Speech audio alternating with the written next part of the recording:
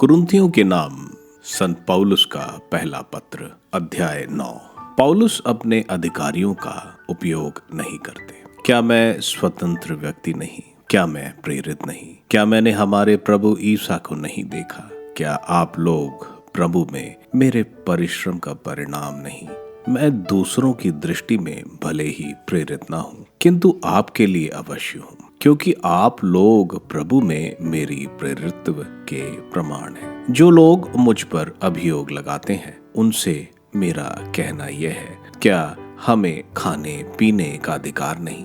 क्या अन्य प्रेरितों, प्रभु के भाइयों और कैफस की तरह हमें किसी मसीही महिला को अपने साथ ले चलने का अधिकारी नहीं? क्या मैं और बारनबास ही अपने जीवन निर्वाह के लिए काम करने को बाध्य हैं? क्या ये कभी सुनने में आया कि कोई अपने खर्च से सेना में सेवा करता है? कौन दाखबारी लगाकर उसका फल नहीं खाता? कौन झुंड चराकर उस झुंड का दूध नहीं पीता? यह मैं साधारण जीवन के उदाहरणों के आधार पर ही नहीं कह रहा हूँ, संहिता भी ये कहती है, क्योंकि मूसा की संहिता में लिखा है, तुम द्वारी करते बैल के मुंह पर मोहरा मत लगाओ। क्या ईश्वर को बैलों की चिंता है, या वह हमारे लिए कहता है? यह निश्चय ही हमारे लिए लिखा हुआ है, क्योंकि यह उचित है कि उपज का हिस्सा पाने की आशा से जोतने वाला हल चलाए और दावने वाला दावरी करे। यदि हमने आप लोगों के लिए आध्यात्मिक बीज बोए हैं, तो क्या आप से भौतिक फसल की आशा करना कोई बड़ी बात है? यदि दूसरे लोगों का आप पर यह अधिकार है, तो क्या उनकी अपेक्षा हमारा अधिक अधिकार नहीं?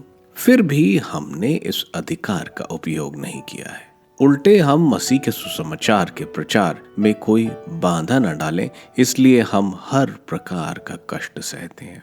क्या आप लोग यह नहीं जानते कि मंदिर में धर्म सेवा करने वालों को मंदिर से भोजन मिलता है, और वेदी की सेवा करने वाले वेदी के चढ़ावे के भागीदार हैं? इसी तरह प्रभु ने आदेश दिया कि सुसमाचार के प्रचारक सुसमाचार से जीविका चलाएं, परंतु मैंने इन अधिकारों का उपयोग नहीं किया, और यह मैं इसलिए नहीं लिख रहा कि अब मेरे लिए ऐसा किया जाए। मैं भले ही मर जाऊं, किंतु मैं अपने को इस गौरव से वंचित नहीं होने दूंगा। मैं इस पर गौरव नहीं करता कि मैं सुसमाचार का प्रचार करता हूँ। मुझे तो ऐसा करने का आदेश दिया गया है। धिक्कार मुझे यदि मैं सुसमाचार का प्रचार ना करूं। यदि मैं अपनी इच्छा से एक करता, तो मुझे पुरस्कार का अधिकार होता, किंतु मैं अपनी इच्छा से ये नहीं करता।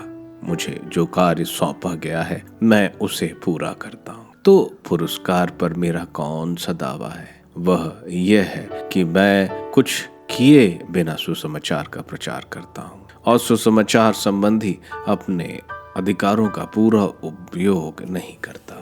सब लोगों से स्वतंत्र होने पर भी मैंने अपने को सबका दास बना लिया है, जिससे मैं अधिक से अधिक लोगों का उद्धार कर सकूं।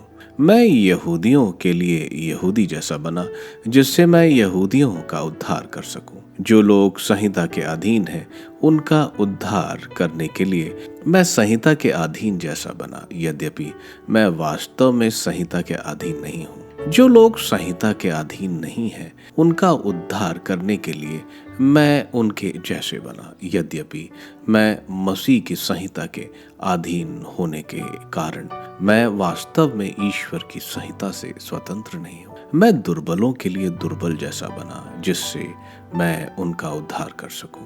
मैं सबके लिए सब कुछ बन गया हूँ, जिससे किसी न किसी तरह कुछ लोगों का उद्धार कर सकूं। मैं यह सब सुसमाचार के कारण कर रहा हूँ, जिससे मैं भी उसके कृपा दानों का भागी बन जाऊं।